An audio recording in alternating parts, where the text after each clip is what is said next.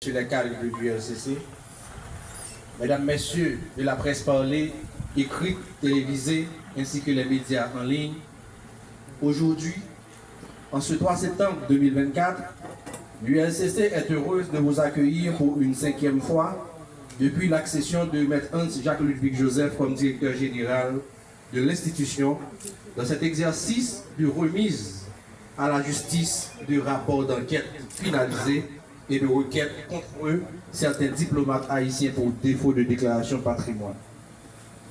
Depuis le 27 juillet 2020, l'histoire de cette institution a pris une autre dimension. Avec cette bonne pratique qui a commencé en août 2021, avec la remise à la justice de 12 rapports d'enquête sur des faits avérés de corruption. Notre dernière fois, c'était en novembre 2023, où l'ULCC avait transmis 11 rapports d'enquête à la justice. Mais bien avant de continuer, nous allons cantonner l'hymne national avec Madame Saraïka François en mémoire de nos ancêtres.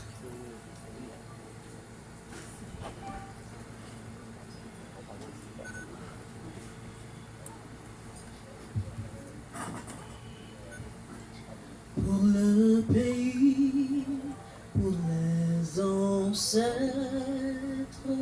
marchons unis, marchons unis, dans nos rangs, point de traître, du sol, soyons seuls maîtres, marchons unis, marchons unis pour le pays, pour les ancêtres. Marchons, marchons, marchons unis pour le pays, pour les ancêtres.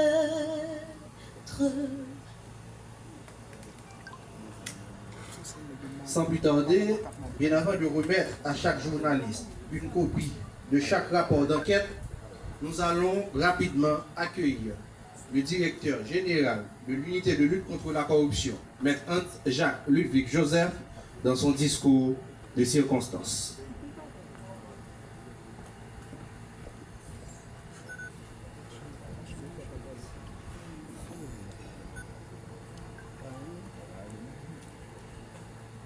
Distingué enquêteur de l'unité de lutte contre la corruption, membre du conseil de direction de l'unité de lutte contre la corruption, chers amis de la presse parlée, écrite, télévisée et en ligne.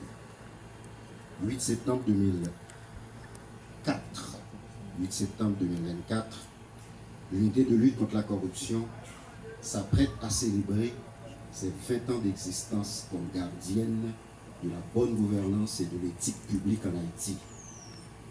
Conformément à sa mission légale, l'institution multiplie ses stratégies, construit des synergies, intensifie ses actes de prévention et de répression de la corruption afin de développer cette culture de transparence et de l'intégrité chez le fonctionnaire haïtien, sans relâche, avec un engagement et une motivation sans faille.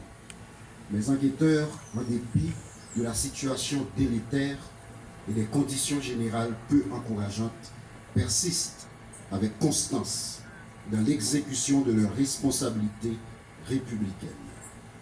Le projet que nous portons et que nous entendons exécuter envers et contre tous est celui d'assainir, de nettoyer l'administration publique en extrayant l'ivraie du bon grain ou l'indésirable de l'ensemble vertueux. Aujourd'hui encore, l'ULCC assume sa part de responsabilité avec courage et transcendance, en transmettant à la justice 7 rapports d'enquête sur des faits avérés de corruption. Ces résultats issus de plusieurs mois, voire d'années d'investigation, mettent en lumière l'immensité des défis et le degré de porosité et de fébrilité de nos garde-fous institutionnels. Ces dossiers concernent des anciens titulaires des ministères des Affaires sociales et du Travail, de la planification et de la coopération externe, de l'Office national d'assurance vieillesse, du programme national de cantine scolaire, de l'actuel directeur général et du directeur général adjoint du service national de gestion des résidus solides et des responsables à la direction de l'immigration et de l'émigration, notamment au centre de livraison et de réception des documents d'identité de Pétionville. Ces personnalités ont trahi leur pays en portant atteinte à la probité, en commettant des crimes financiers et des infractions de corruption.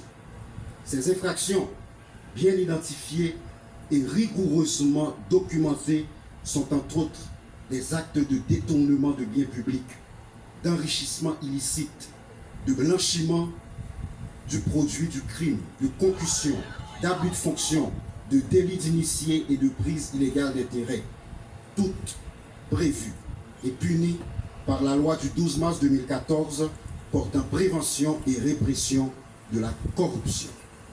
Sur l'ensemble de ces cas investigués, l'État haïtien a perdu la rondelette somme de plus de 614 millions de gourdes, un montant qui dépasse paradoxalement doublement le budget accordé à l'ULCC pour lutter contre la corruption.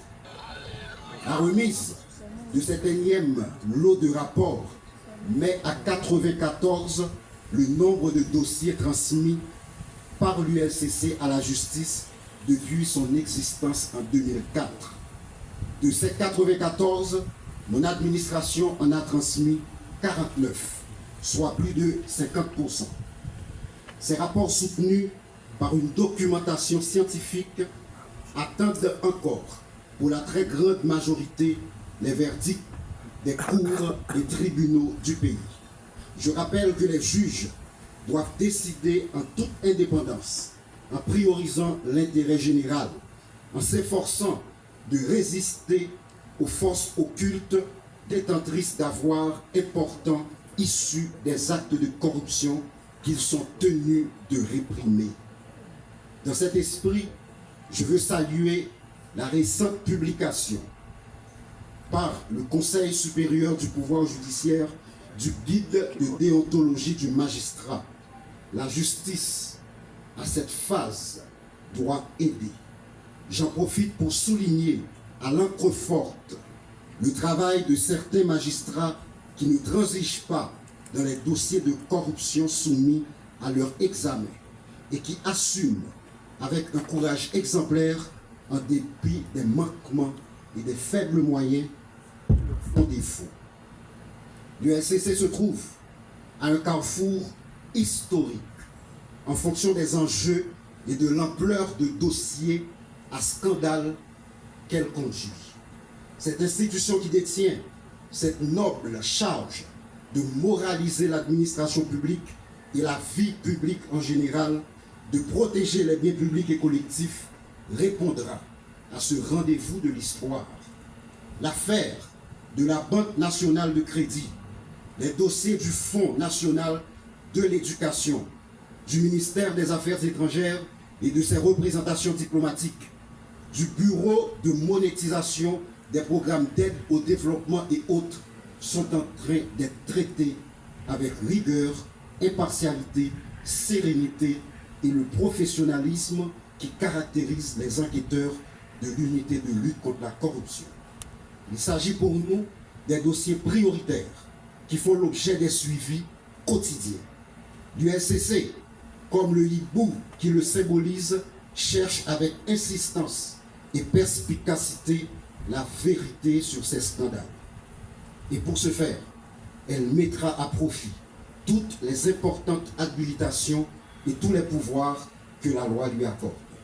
Par ailleurs, nous continuons de mettre devant leurs responsabilités un ensemble d'agents publics, des diplomates haïtiens qui, en dépit de la sommation de l'ULCC l'année dernière, ont décidé délibérément de violer la loi en refusant sciemment d'effectuer leur déclaration de patrimoine. 14 diplomates, ambassadeurs, consuls généraux sont aujourd'hui transmis au parquet par requête adressée au commissaire du gouvernement. Nous demandons qu'ils soient dépourvus pour la durée maximale prévue par la loi de l'exercice de leurs droits civils et politiques. L'ULCC demande également aux autorités politiques et administratives de les garder très loin de notre diplomatie déjà chancelante. Enfin, chaque journaliste ici présent sortira de ces lieux avec un résumé exécutif de chaque rapport d'enquête, comme me l'autorise l'article 9 du décret du 8 septembre 2004 créant l'ULCC. Nous décidons, en agissant ainsi, d'impliquer chaque citoyen et chaque citoyenne dans cette quête de bonne gouvernance et de reddition de comptes. Du haut de ces 20 ans, l'ULCC assume, ensemble, pour ceux et celles qui viendront après nous, on continue. Je vous remercie. Merci au directeur général de l'ULCC. Bien avant de remettre aux journalistes et l'ensemble ou encore chaque copie de rapport, je cite les 7 rapports pour vous. D'abord, il y a le rapport d'enquête sur le détournement de 22 759 000 gourdes pour la période allant de janvier 2021 à janvier 2022 à l'électricité d'Haïti. Rapport d'enquête sur le patrimoine de l'ex-ministre de la Planification et de la Coopération externe, Aviol Fleuran. Rapport d'enquête sur les suspicions d'enrichissement illicite reprochées à Mme Marianta Méronet, responsable du centre de réception de livraison de documents d'identité CRLDI de Pétionville, de la direction de l'immigration et de l'émigration. Rapport d'enquête sur le décaissement de plus de 22 millions de gourdes par l'Office national d'assurance vieillesse à la demande de l'ancien ministre des Affaires sociales et du Travail, M. Audney Pierre Rico. Rapport d'enquête conduite au programme national de cantine scolaire sous l'administration de l'ex-coordonnatrice générale Mme Fanez Laguerre.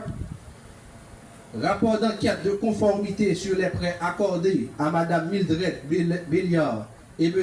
Jacques Lotieux par l'Office national d'assurance vieillesse.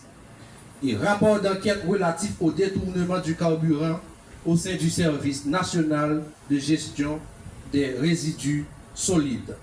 S'agissant de l'ensemble des diplomates, c'est d'abord Gilles Stéphane, consul au consulat général d'Haïti à Miami. Léon Charles, ambassadeur représentant Haïti permanent d'Haïti auprès de l'Organisation des États américains. Jean-Yves Rodi, ambassadeur d'Haïti au Mexique.